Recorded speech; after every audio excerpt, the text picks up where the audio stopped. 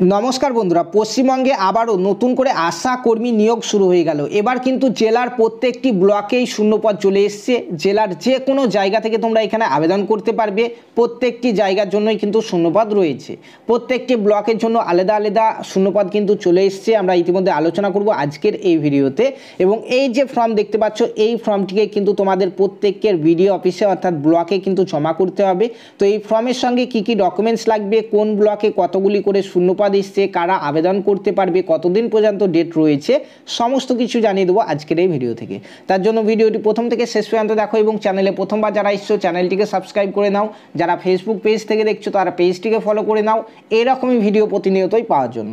তো বন্ধুরা চলো দেখে নিই অফিসিয়াল নোটিফিকেশন। তো প্রথমেই যে ফর্মটি তোমরা দেখতেই পাচ্ছ এই ফর্মটিকেই কিন্তু আমাদের নিজের নিজের ভিডিও অফিসে জমা করতে হবে।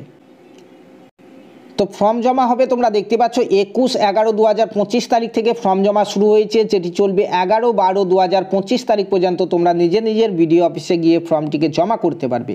ঠিক আছে, তো কোন ব্লকে কতগুলি শূন্যপদ রয়েছে সেটি দেখার আগে একবার দেখে নিই চলো কারা কারা আবেদন করতে পারবে। তো এখানে দেখতে পাচ্ছ কারা আবেদন করতে পারবে। এক নম্বরে বলা হয়েছে এখানে দেখতে পাচ্ছ যে যারা বিবাহিত মহিলা রয়েছে তারা আবেদন করতে পারবে, যারা ডিভোর্স মহিলা রয়েছে তারা আবেদন করতে পারবে এবং যারা বিধবা রয়েছে তারা আবেদন করতে পারবে। দুই নম্বরে এখানে বলা হয়েছে তুমি যে এলাকার স্থায়ী বাসিন্দা সেই এলাকার জন্য আবেদন করতে পারবে।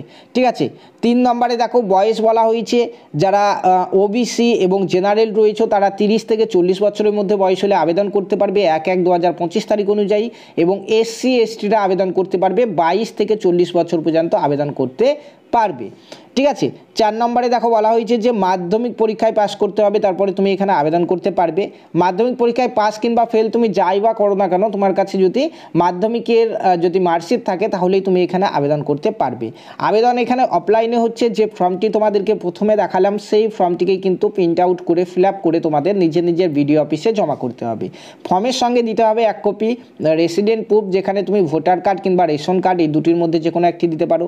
তারপরে অরিজিনাল মার্কশিটের জেরক্স মাধ্যমিকের, তারপরে যারা এসসি এসটি রয়েছে তাদেরকে কাস্ট সার্টিফিকেটের জেরক্স, এবং যাদের এক্সপিরিয়েন্স রয়েছে গ্রেড 1 গ্রেড 2 কিংবা এসএইচসি মেম্বার কিংবা ট্রেনিং প্রাপ্ত দায় কিংবা লিঙ্ক ওয়ার্কারগণ তোমরা সেই সার্টিফিকেট দেবে তাহলে তোমরা অগ্রাধিকার পাবে।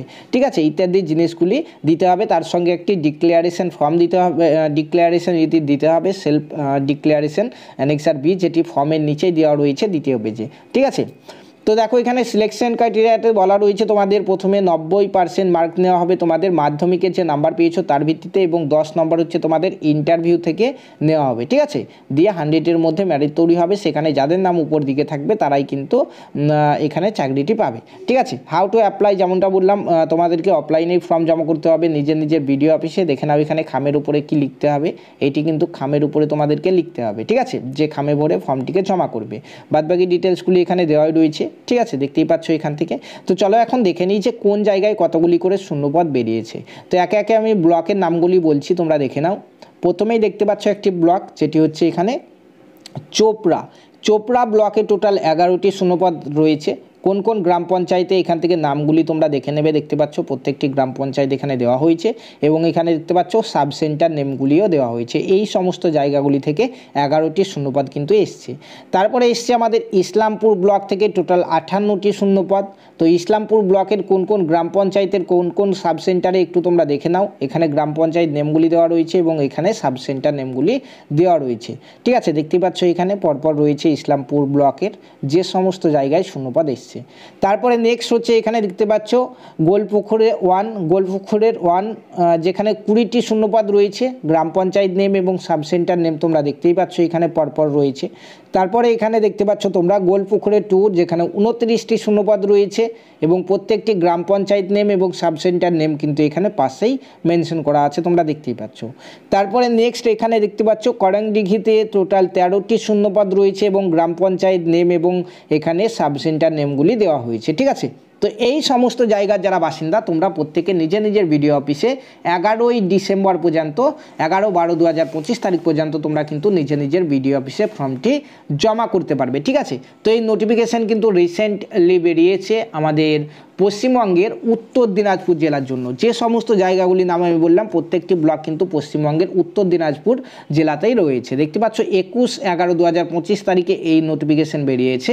তো তোমরা প্রত্যেকে অবশ্যই নিজের নিজের বিডিও অফিসে গিয়ে ফর্মটিকে জমা করে দাও। এই নোটিফিকেশন তোমরা তোমাদের জেলার অফিসিয়াল ওয়েবসাইটে পাবে, পাশাপাশি আমাদের হোয়াটসঅ্যাপ গ্রুপ এবং টেলিগ্রাম গ্রুপেও এই পিডিএফটি তোমরা পেয়ে যাবে। এবং অন্যান্য জায়গা থেকে যারা ভিডিওটি দেখলে প্রত্যেকে নিজের নিজের জায়গা কমেন্টে জানাও, তাহলে তোমাদের জায়গায় যখনই নতুন নোটিফিকেশন চলে আসবে আশা করি সবার আগে আমরা তোমাদেরকে ইনফর্ম করে দেব।